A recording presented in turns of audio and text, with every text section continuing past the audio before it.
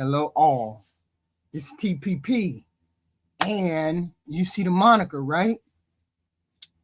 You see the moniker. I think my view of the Nolan Wells case has changed because I'm no longer convinced that the most important question is whether Warren, Jax, and Morgan killed Nolan. So based on what we know publicly, I actually think it's entirely possible that they didn't do it. What I'm beginning to wonder is instead is whether something happened to Nolan accidentally.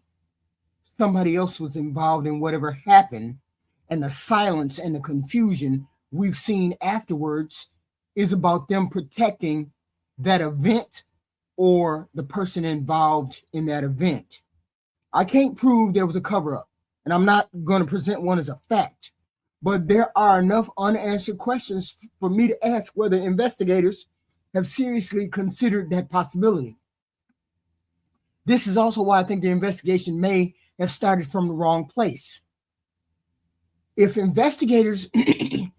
investigators concentrated on determining whether Warren and the others committed a crime, then clearing them of that crime would look like progress towards solving the case. But these young men being innocent would only establish what they didn't do. It wouldn't establish what actually happened to Nolan. I think the investigation should have begun with Nolan himself, where he was, who he was with, and what happened during those final hours, and who can independently verify each part of that timeline. Only after the reconstruction that should anybody decide whether they're just looking at an accident or a crime. I think they decided that they were going to look at it as an accident and then cover up whether it was a crime or not. That's what I think happened. Hold on. I'll tell you why. Lawyer's clip. Will we get out of it? And we're not going to name names because there's some other folks who are doing that, and we want to be better than that. And I want to emphasize this, right? We're not here to guess. We're not here to speculate. We're only going to deal in facts, right? And here's the most important thing, right? We don't know how Nolan Wells died. No one here is saying we know. But what we do know is Morgan, Jax, and Warren had nothing whatsoever to do with Nolan Wells' death. And that's what's important. And unfortunately, because there are people who want to divide a town and come in from the outside and tell people what to think and pit neighbor against neighbor, it compounds the tragedy. It matters.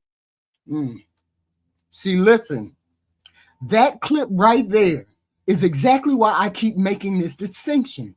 His lawyer can be absolutely correct that these three young men did not cause Nolan's death, while at the same time acknowledging that we still don't know how Nolan died. Those two statements can exist together, but somehow the first one has received an enormous amount of attention while the second one remains unanswered.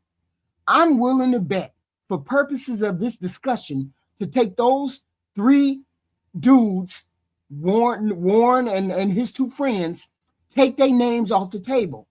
Now tell me what happened next in the investigation. Who else was examined? Who else did y'all put on the chopping block and examine what they did that day? Who was around Nolan after they left? Who was the last independent person to have a meaningful interaction with him? And how far did those investigators expand the circle beyond the people everybody on social media keeps accusing of a crime? That's perfectly important. That's particularly important because this wasn't an empty island. Y'all have to understand, this was not an empty island. We've repeatedly heard descriptions of large numbers of people being there for the 4th of July. If that crowd is part of the argument for why nobody could have harmed Nolan without somebody noticing, then the same crowd becomes relevant when we're trying to determine who saw Nolan during his final hours. I can believe nobody witnessed the precise moment he died. I can get behind that. But I have a much harder time understanding why so few independent people have publicly filled in what happened before his death. The two reportedly later witnesses matter, but two people cannot be the end of the inquiry when we're talking about an area filled with people carrying phones, taking photos, and recording Snapchats and all that other bullshit. That silence is one of the reasons I keep wondering whether something happened that people simply don't want to become involved with. Silence doesn't prove a cover-up. People avoid police investigations for all kinds of reasons. But if Nolan's death involved another person, even accidentally, and remember, we took those three boys off the table. We took Wyatt, Jax, and Warren off the table. We took them three off the table. So we just put them in the corner and say they didn't have nothing to do with his death. Let's put them over there. Silence doesn't mean a cover-up. People avoid police investigations all the time. They just do. But if Nolan's death involved another person, even accidentally, suddenly the silence becomes something investigators should examine rather than simply accept.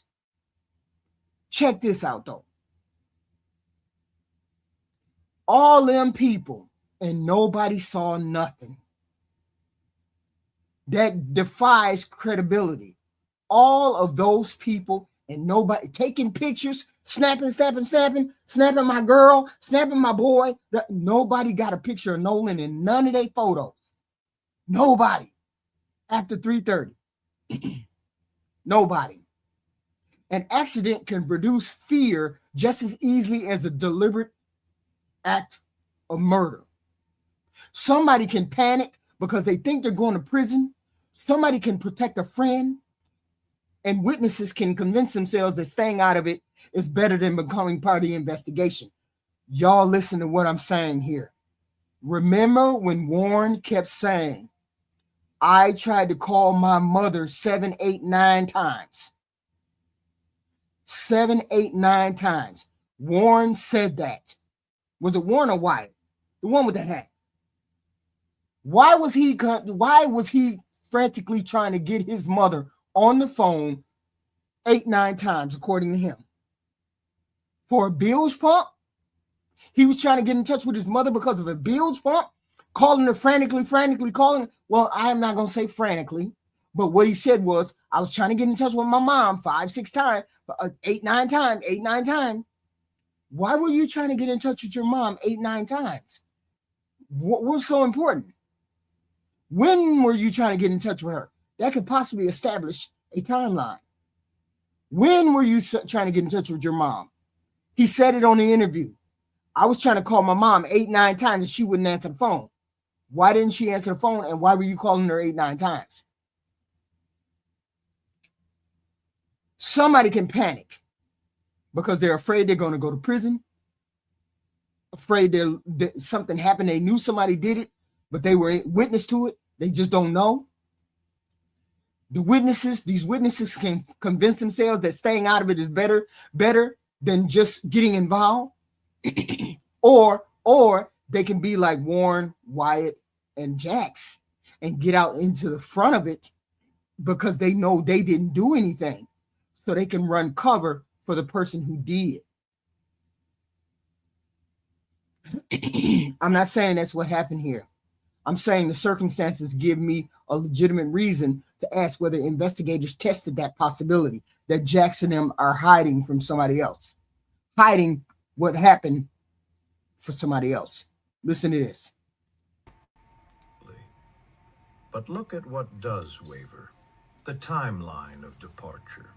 Warren delays this explanation until part 3 of his own interview. Wyatt, whose boat was central to this exact moment, doesn't offer a clear, independent, detailed account of his own. Jax and Morgan, appearing later with legal counsel, focus more on defending the group's overall innocence than on walking through specific minute-by-minute detail. The explanation for why Nolan stayed. Warren frames it as Nolan's independent choice, almost noble in its simplicity. He wanted to stay, so they let him. But if you ask in Warren's own words exactly what Nolan said, exactly how the conversation went, exactly who was standing there when that decision was allegedly made, the specificity thins out. It becomes And this departure is where I think investigators needed far more than a general explanation that Nolan chose to stay from Warren. I want that moment reconstructed through independent evidence, because Nolan isn't here to tell us what he said. If he told several people that he wanted to remain on Horn Island, identify those people and determine exactly what they remember. Establish who was standing there, what boat everyone was boarding, who Nolan was supposedly remaining with, and who saw him after the hours of them departing at 4:30. If independent witnesses confirm that sequence, then we have strengthened the timeline. Why am I taking the word of the people who are suspected of doing harm to Nolan? Why are y'all taking their word for it? So if the investigators don't, then the investigators should keep looking until they understand why, what, when, and why this timeline was told to whoever it was told to by Nolan.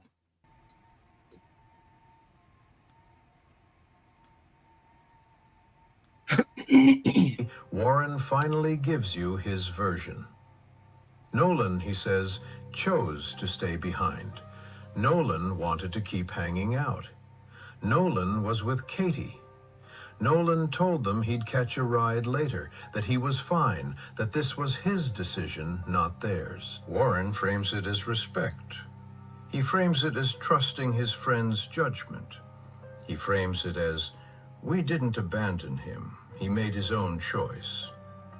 But here's where things get complicated. Because Wyatt's boat is the one Nolan was supposedly on that morning, heading toward the island. Though it isn't clear what exactly transpired. If you go back to earlier reporting, this clip is weird. It has double speaking just for a moment. County Sheriff's Officer Nolan Wells boarded was last Wyatt's seen around 3 22-foot p.m. Triton to talking get to a out to girl at the Horn north Island end in of the the first island. place. So the boat that brought him out is not automatically the same boat that everyone assumes he stayed away from on the way back. That single detail, which boat, whose boat, when, becomes the exact kind of thing that should be crystal clear if everyone's telling the same story. This is also where the number of boats starts to matter. We have spent so much time talking about individuals that I don't think enough attention has been paid publicly to reconstructing who was on which boat at which time.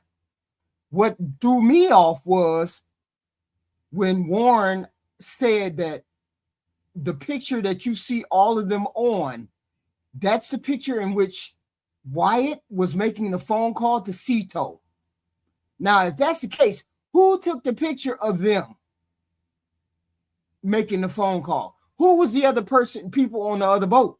Because there had to be at least 4 or 5 people on the other boat. The other boat that was taking a picture of Warren and them while they were taking water on it, supposedly, allegedly. Who was over there on that other boat?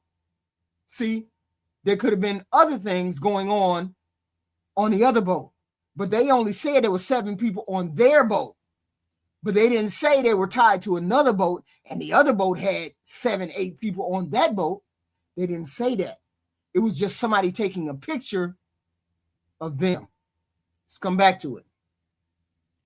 So if people move between those boats, establish those movements. If Bart joined a particular boat later, establish where he comes from, and who was on that vessel that he was on, that particular boat, and he left. If another boat was close enough to photograph or record the group, identify that vessel and its passengers, because those people aren't background characters anymore. They're potential independent witnesses, right? That leads directly to one of the simplest questions I've had about the photographs and the video. Who was holding the camera? Just full stop. Who was holding the camera? If we're shown 7 people together and that image is being used to establish what was happening at a particular time, I want to know who created it and where did it come from. If somebody was photographing them from the other boat, then I want to know who was on that boat and whether the investigators interviewed all of those people. Did they investigate? Did they interview all those other people? I also want to know one of the original files. Have they been authenticated so investigators can compare timestamps, clothing? Because there's a question about the clothing that those people have on too. If you look at that picture that they presented that said Wyatt was making a phone call to Cito, those people have on different clothing than the boat than the picture that Nolan took when they first went out there, him hugging his 3 friends. Those 3 friends got on different clothing than what's on that boat and that call to Cito. They have on different swim trunks. Why all of them changed their clothes? Why did all of them change their clothes? Why did they all change their swim trunks? Because the swim trunks that we see Nolan hugging his friends, those swim trunks ain't the same swim trunks that's in that video of them calling Cito. I'm just saying. Different clothing don't prove wrongdoing, but it can help determine whether 2 images actually belong in the same time period, okay? So the Cito episode raises the same type of issue with me. Warren has described repeatedly trying to reach his mama, and I don't think calling his mama is suspicious by itself. A young man dealing with boat trouble may desperately want his mother, and there's nothing unusual about that. Let me be clear. What interests me is the timing. Phone records should establish when those attempts had happened and when she answered and how long the conversation went. Those records can then be compared to the Cito call, right? And the boat's GPS movements, the photographs, and the video. Since we do not have a reliable public time of Nolan's death, I think investigators should know exactly what was happening during the entire period that he was gone, rather than assuming the calls were unrelated to Nolan, simply because there may have been an explanation for those. You need to find out why and when those calls were made. Specifically, why Warren was calling his mama 8-9 times and she wasn't answering. According to him, he called his mama 8-9 times and she didn't answer. Why are you calling your mama when you out on 4th of July having fun with your friends? Why are you calling your mama? Because of the Cito? Then how the hell you get in touch with your grandpa to call your grandpa then? Why you just didn't call your grandpa? Y'all seem to have been on these damn boats all y'all life. All y'all life, y'all been riding on them boats. Why the hell y'all don't know what to do when water get in the bilge? Why y'all act like y'all don't know nothing about the bilge? But then Jax described what happens when water gets into a boat and how to get it out of the bilge, get it through the bilge. So why was y'all panicking on that boat if Jax already knew what to do? According on Jack's interview, Jack said, well, we drove the boat so the water could get out the back and blah, blah, blah. So why was y'all frantic? Why was Warren frantic to call his mama? Why was he calling his mama? Why was he so frantic? Why did y'all call grandpa? Jax already knew what to do. So he said he was trying to call his mother. So we don't know what's going on with that. That's a whole nother question. So this reported fight creates another question that needs the same treatment, right? I'm not saying Nolan was involved in the altercation, and I'm certainly not saying a jujitsu restraint that Bart's brother knows how to do, and Bart's brother got into an altercation with somebody. Was it Bart's brother or Warren's brother? I think it was Warren's brother got into a fight with somebody and used that arm tactic, that jiu-jitsu tactic. But they didn't say who he got into a fight with. And that jiu-jitsu tactic makes is related to the back of the head holding you down in that jiu-jitsu move. I haven't ruled out the fact that Warren is trying to cover for his little brother. Or Bart is one. This fight creates another question. I'm not saying anything about Nolan.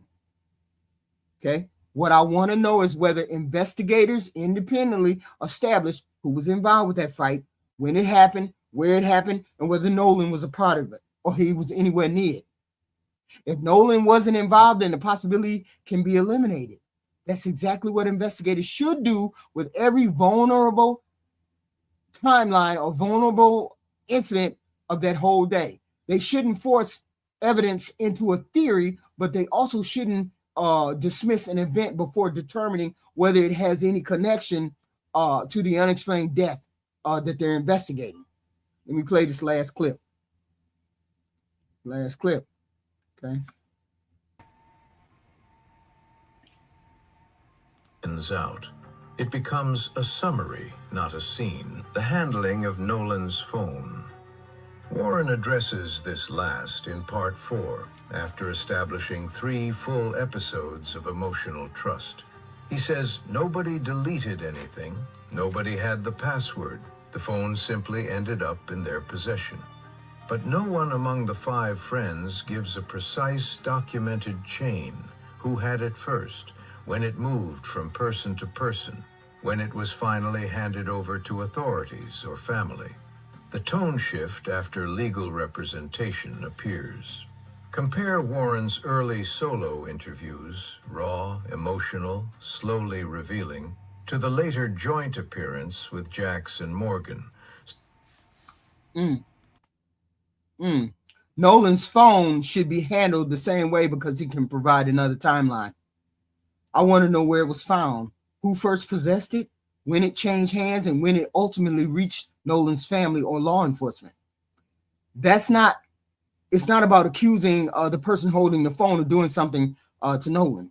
It's about establishing an unbroken sequence that can be compared with everybody's account. The more electronic evidence investigators can place on one timeline, the less this case depends upon people remembering conversations 2 weeks ago or 2 weeks out or when they were drunk or whatever. I have the same question about the surveillance footage. Surveillance footage of grandpa's boating dock, his where they parked their boat, grandpa.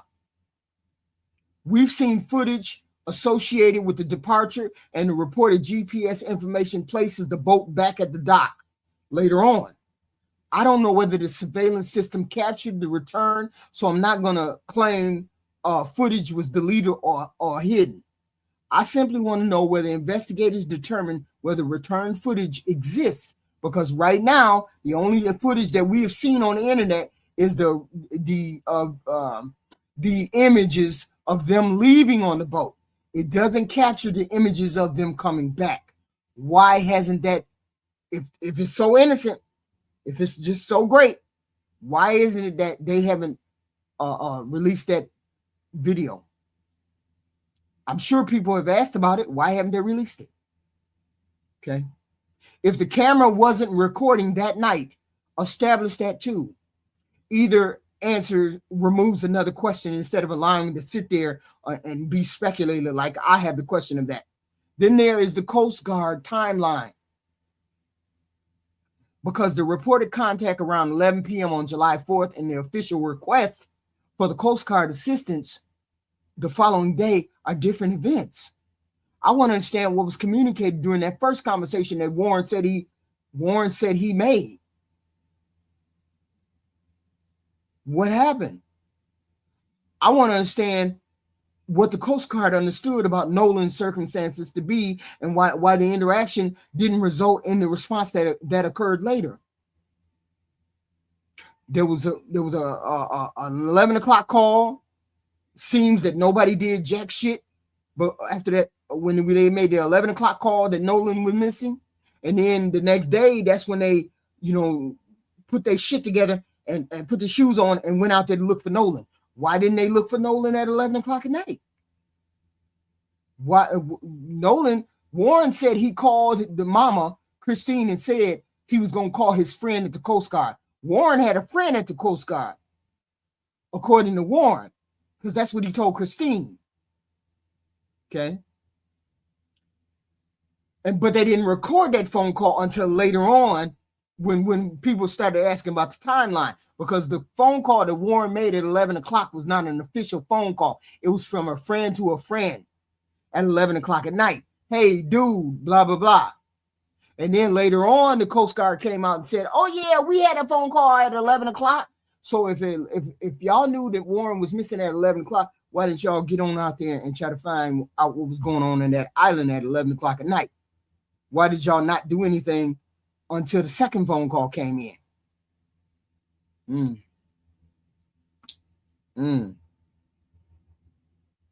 See, there may be a perfectly logical explanation, but that's exactly what a complete timeline should provide.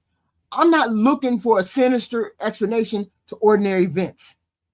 I am looking for an explanation that allows us to determine which events were ordinary and which ones deserve more scrutiny.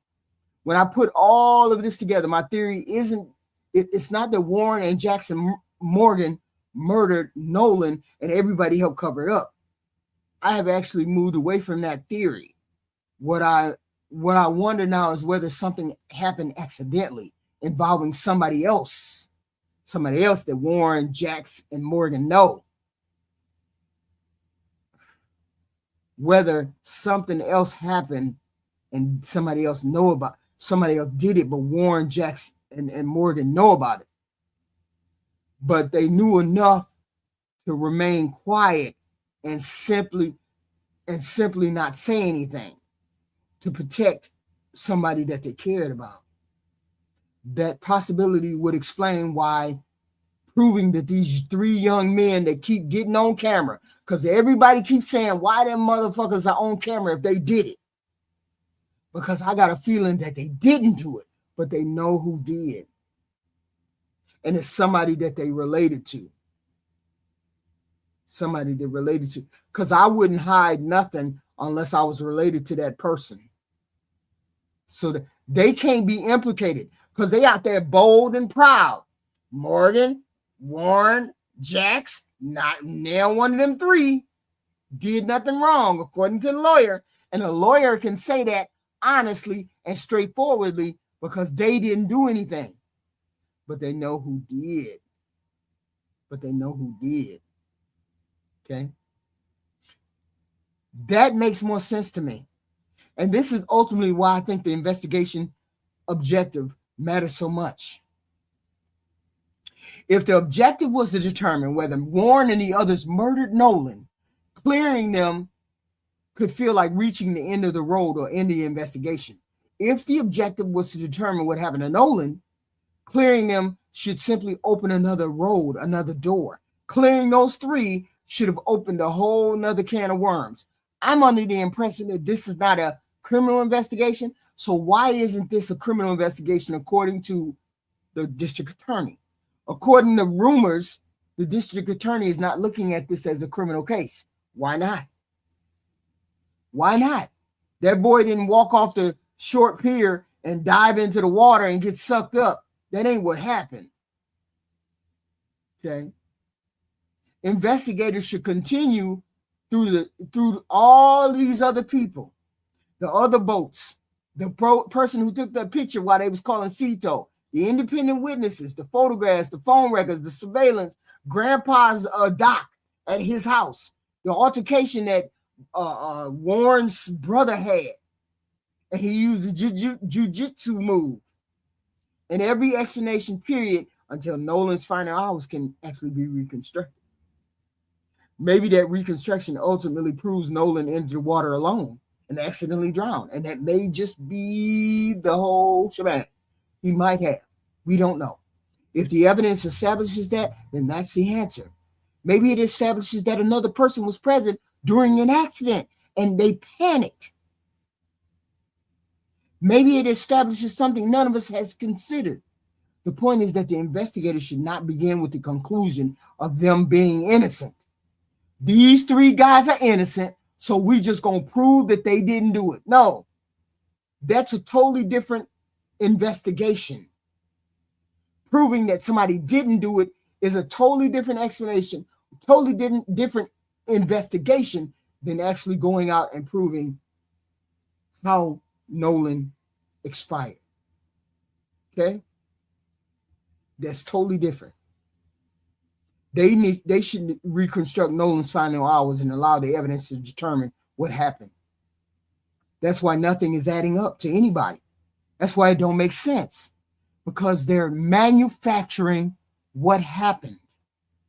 They're telling just enough so we can move away from what happened, so we can stop looking at. And the reason why Warren, Jax, and Morgan are out in front of the camera is because they know they didn't do it, but they know who did. They may not know why, when, and how, but they know who did. That's the shebang. They know who did it. They may not have done it, but they know who did it. Okay? And it's not like we figured out that they did a cover up or anything. I believe an accident happened. Okay? Because even if you clear 3 people of the murder, that still leaves the death of an 18-year-old boy. And the public still doesn't have a coherent explanation for how he got from celebrating 4th of July on Horn Island to losing his life. If these 3 young men are so innocent, then stop making them the center of the story and follow everybody else and everything that comes after that, somewhere in that timeline. Because here's the deal. I don't believe these 2 people who came forward said they saw him at 6 o'clock. I don't believe that. That's just to clear those 3 boys. That ain't what happened to Nolan. That's just to help clear those 3 boys. Fuck them 3 boys. That's a different investigation. The investigation we want y'all to have is what happened to Nolan. So if these 3 young men are innocent, don't put them in the middle of nothing. They need to get their ass off TV and leave it the hell alone. But I truly, truly believe those 3 didn't do anything, but they know who did. And it's a family member. It's somebody that they know. Somebody that's very vulnerable. And it's somebody to know. Why did that boy make that frantic phone call to his mama? 8, 9 times he was making that phone call to his mama. Why is it that grandpa don't have no surveillance video of when they came back from their trip of Horn Island? They got surveillance video of them leaving for Horn Island. What happened to the video? What happened to the fucking feed? The feed died when they got back? Okay. What happened? Somewhere in that timeline is the answer to what happened to Nolan. Somewhere between them phone calls, Snapchats, and all that goofy shit, something happened. The answer is, what are they investigating? How are they investigating? Are they trying to chase an accidental drowning narrative and you tailor your whole investigation towards an accidental drowning? Or are you tailoring towards what happened to Nolan? 2 totally different things. If I'm trying to set to prove that these boys didn't do anything and he just died of a accidental overdose or accidental drowning, I may forget about what's going on over here. There's too many unanswered questions for them to be innocent. I'm saying maybe those 3 didn't do it, but they know what happened. The question is, are you going see? And it could very well have been an accident. And then we don't want to paint these 3 boys as killers, murderers, and it was an accident. But you know how that accident occurred, young men. So why haven't they come forward with the accident? I truly believe that's how it happened. It was an accident, and they just trying to cover up an accident. Something happened. Somebody had a fight, maybe. Somebody did something, maybe. Somebody did somebody did something, and they know who did it. And they know who did it. And there's the only way I would cover it up is if I was related to the person that it happened to. Or I didn't want to get dragged into it, because if I get dragged into it, everybody gets dragged into it. It's too many people to have been on the island for nobody to know nothing and have no pictures. Even if you took pictures at 5 o'clock of the island, of the people in the water, it still would have given you pictures of Nolan if he was still there. Nobody took any pictures between 4:30 and 5:30. Nobody has any pictures of them and their friends. It's not. You said it was 1,000 people on that, 200 to 1,000 people. Not now one of them took a picture. Not now one of them decided they was going to do a video of everybody in the water. Nobody. And the only way for you not to have any kind of video, nobody's bringing anything forward, nobody's saying anything. And the only way that you don't have, only way you don't get people to come up with videos and shit like that is because somebody saw something and they're not showing it. Somebody knows something, but they're not showing it. Don't want to get involved, don't want to be bothered, blah, blah, blah. It's dead and over with. We don't want these young white boys to go to prison. We don't want these young white boys to get in trouble. We just going to say we don't know nothing. It's too many people on the island. Too many people on the island not to have somebody, not to have seen something. It's just a fact of life. It's too many people not to have seen something. Too many eyes not to have seen something. Because Nolan, the island don't have no trees and brush and shit. The island don't have nothing like that. Right? So if the island don't have none of that, and black people are few and far between in that water, your picture would have captured it. Your video would have captured it. So somebody knows something, they're just not talking. And I believe the reason why they're not talking is because they're trying to cover up for these young men. Not necessarily that the young men did anything, but the young men are covering for somebody. That's just my thought. Why was he trying to call his mother 8, 9 times? Why would you be calling your mother 8, 9 times, trying to get her frantically? She's on the other side of the island. Why? Not for no bills pump, because Jax knows how to fix the bills pump. So you wouldn't have been frantic to do anything. Because that leads me to believe there was a cover-up, or there is a cover-up of something. We don't know what. There's a cover-up of something. But it is what it is. Let me read. But I appreciate. Wait a minute. Let me read the comments. I didn't know there was comments in here. Sure didn't. Hey, Black America. You still talking about this kid that got killed? Yes, of course we're talking about the kid that got killed. Nobody's come up with a decent explanation as to why he got killed. Of course I'm talking about it. I would have made sure to bring 2 blacks out on the boat, not just one. Eliminating 2 is better than 1. Yeah. You need to be on camera. Somebody get that name. What's his name? Bora Avalis? Please write that name down. And definitely report that person. Because this is goofy talk. But from a person. You see that goofy talk, y'all? That's the goofy talk. This is the mentally ill people that I got to deal with every day. I appreciate your comments. This is the goofy stuff we got to deal with. Mentally ill people. But hey, it is what it is. I figured it out. They just attracted to my content. Just can't help it. So if you like the video or you like the breakdown of the video, please hit the like and the subscribe. I appreciate it. Get us into the algorithm. We doing the thing. We doing what we got to do. And I'll be back with more comment or another video tomorrow sometime. I appreciate you guys showing up. I appreciate you. Yeah, this is the goofiness we got to deal with. This is what we got to deal with. Somebody need to get that name and pop open his world. Pop open the world of the goofy person. Maybe we find out they're in a mental institution. I don't know, but we definitely going to find out there's some mental illness there. I appreciate y'all guys. I'll see you in the next video.